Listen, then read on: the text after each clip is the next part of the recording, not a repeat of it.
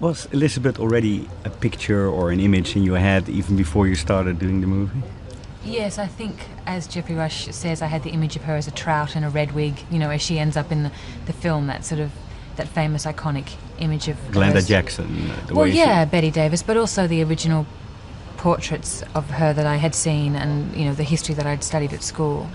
But that was the most exciting thing for me, is actually going backwards in her reign and looking at her younger life, which is really not very often explored. Right. Her sort of involvement with the Spanish Armada and the consolidation of England as a primarily Protestant country, I think, was what I'd known her as. So it was great to sort of explode that apart and find out the other elements that made up her as a person.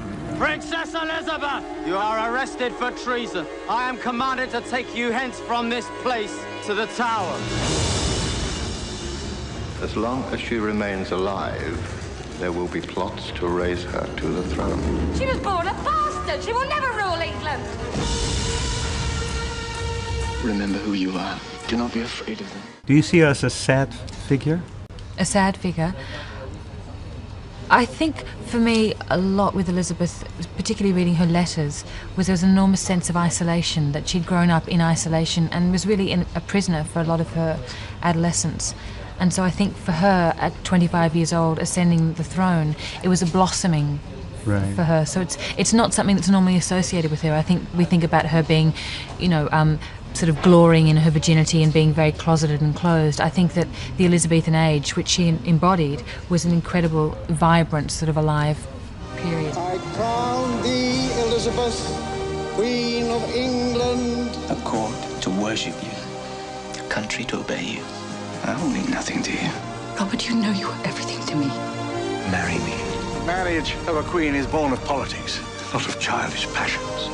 Do you think there's a big difference between the royalty in that period and, let's see, what happened to Diana and the royalties of today? Well, I think now that we're hell-bent on pulling down the church, pulling down government, pulling down the monarchy, whereas then, certainly during Elizabeth's reign, the king or queen of a country was only second to God, right. You know, and she sort of did associate herself with England itself and with God. So she did make herself like quite an angelic figure. She sort of harnessed all those images.